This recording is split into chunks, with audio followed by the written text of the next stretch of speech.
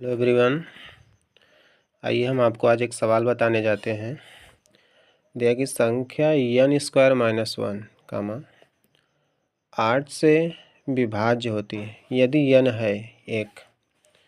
पहला विकल्प आपको दिया है कि पूर्णांक होगा, प्राकृतिक संख्या हो, विषम संख्या हो, डी सम संख्या हो। मतलब ये हुआ कि जो n इसमें है, हल में दिया हमको n स्क्वायर माइनस 1। n का नेचर क्या है? n क्या है? एक पूर्णांक है। पूर्णांक के बारे में आप जानते हैं, जो शून्य से स्टार्ट होता है। प्राकृतिक संख्या जो गिनने में प्रयोग की जाती हैं। विषम वे संख्या है जो 2 से विभाजित नहीं होती हैं, विषम होती हैं। और सम जो 2 से विभाजित होती हैं।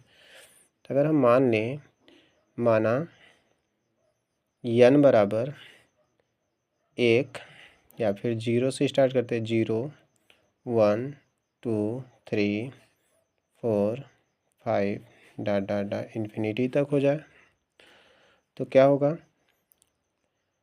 इसमें बारी बारीक से मान रखते हैं।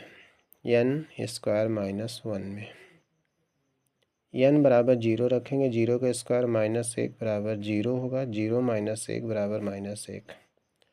ये 8 से विभाज्य नहीं है, 8 से विभाज्य नहीं होगी।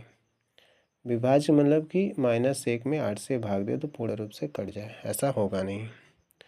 ठीक, अब हम n बराबर 2 रखते हैं, n इक्वल टू -1 होगा। 2 का स्क्वायर 2 2 का स्क्वायर सॉरी n बराबर 1 रख लेते हैं पहले। 1 का स्क्वायर 1 माइनस 1 बराबर के 0।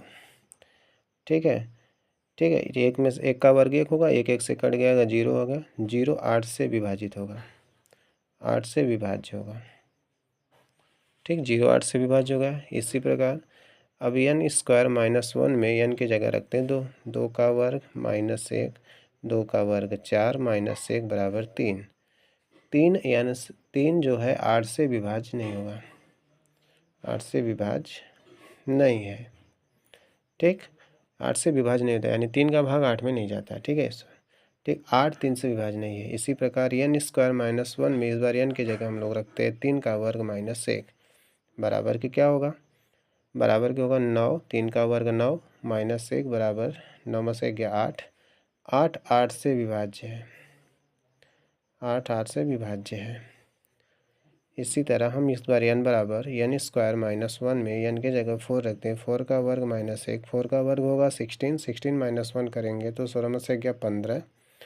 15 जो है 8 से नहीं विभाज्य है, 8 से विभाज्य नहीं है।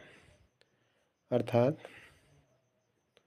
हम देखते हैं कि n का कौन सा गुण 8 से विभाज्य था। पहली, जब n बराबर हमने 0 रखा तो विभाज्य नहीं था। ठीक, जब n बराबर हमने 1 रखा, n बराबर हमने वैल्यू 1 रखी तो 8 से विभाज्य मिला।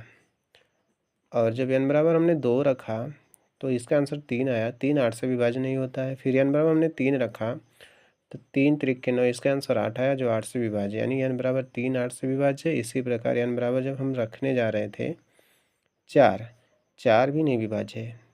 देखिए 4 चौके 16 माइनस 1 8। n बराबर यानी n की वैल्यू इस समीकरण के लिए n स्क्वायर माइनस 1 की वैल्यू n के लिए 4 विभाज्य नहीं है, शायद 5 विभाज्य होगा। 1 minute, n square minus 1, n की जगह रखेंगे 5। 5 का वर्ग माइनस 1, 5 5 25 माइनस 1, 25 में से 1 घटाएंगे 24, 24 8 से विभाज्य है। इस प्रकार 5, अर्थात जो होता है हमारा आंसर n इक्वल 1 3 5। सारी संख्या क्या है? विषम है। क्या है? विषम है। अब विषम संख्या है, n की वैल्यू यानी विषम, यानी सारा विषम पद जो होगा वही इस समीकरण को 8 से विभाज्य किया। अतः इसका आंसर क्या आएगा? यानी पूर्णांक नहीं हुआ, प्राकृतिक संख्या नहीं बनी, विषम संख्या, यही संख्या, यही आंसर सही होगा, बाकी सम संख्या गलत होगी। Thank you. वीडियो अच्छी लगी तो चैनल को सब्सक्राइब कीजिए।